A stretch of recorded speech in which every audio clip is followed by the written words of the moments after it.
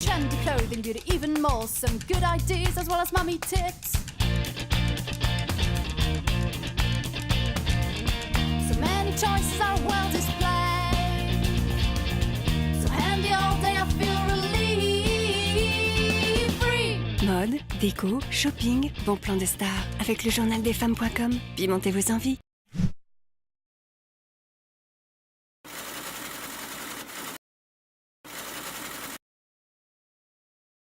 Alors parmi les 10 facettes des médias, c'est très difficile de savoir lesquelles sont les plus pérennes parce qu'en réalité, elles correspondent, ces 10 facettes, à des mutations très structurantes au sein des médias et elles sont toutes pérennes. Ce qui ne va pas être pérenne, c'est la forme que vont prendre ces facettes au fil des années.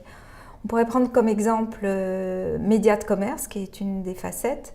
La notion va perdurer, elle va même se développer de façon très importante dans les années à venir. Mais la forme qu'elle prend va être en mutation à son tour. On peut parler de tout ce qui touche à la personnalisation, à l'hyper-personnalisation. Ce sont les facettes Mon Média et la facette Média à la demande. Cette hyper-personnalisation, ça correspond à une attente, à un besoin des publics. Donc ça restera, ce sera pérenne. Ce qui va probablement changer, c'est que viendront cohabiter à la fois de l'hyper-personnalisation et du média de flux absolu. Pour quelle raison? Eh bien parce que les gens ont aussi besoin d'être surpris, de découvrir des nouvelles choses de manière totalement spontanée. L'hyper-personnalisation ne le permet pas aussi bien. Donc on croit beaucoup à un modèle mixte. Du côté des médias sociaux, on ne reviendra pas en arrière de tout ce qu'ils nous permettent en termes de communication entre individus, en termes de partage, mais très probablement la forme qu'ils prendront évoluera. Elle évoluera aussi avec de la régulation forcée ou librement consentie. On croit beaucoup à l'autorégulation qui est bien plus intéressante et on croit beaucoup à des formes nouvelles venant reposer sur des centres d'intérêt bien différenciés au sein de ces médias sociaux. Également du côté des facettes médias expérience et médias spectacle, là c'est quand même quelque chose d'absolument formidable qui vient en résonance avec le besoin, le désir de distraction des publics. Ça ne cessera pas, ça se développera un peu différemment avec tout ce que la réalité augmentée va nous permettre de nouveau et d'encore plus performant dans les années à venir. Je prends l'exemple de la réalité augmentée, mais ça pourrait être d'autres technologies. Et ce spectacle que nous offrent les médias, ça peut être dans la rue, ça peut être dans les magasins, ça peut être à l'intérieur même des médias classiques, c'est une ressource absolument formidable qui ne s'éteindra pas. Les médias classiques viennent jouer avec le digital pour constituer des offres, des marques médias tout à fait intéressantes. Il y a encore de la place pour les pratiques traditionnelles des médias, mais ça n'empêche pas que l'on peut et que l'on doit même envisager très sérieusement et même mettre en place ces mutations. Un modèle n'en chasse pas un autre, ou du moins on est plutôt dans un monde du « et » où on va être dans la conjonction des réalités, la réalité traditionnelle et la réalité digitale. Internet offre de la lecture, offre de la vidéo. Donc, ça n'est pas vrai de considérer que les choses sont à ce point clivées.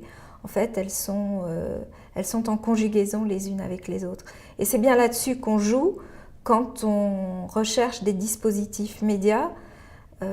On joue là-dessus parce qu'en fait, ce qui nous intéresse, c'est pas tant le média en tant que capacité qu'il a à délivrer de la puissance et des GRP. Bien sûr, ça nous intéresse. Mais c'est surtout pour en faire quoi?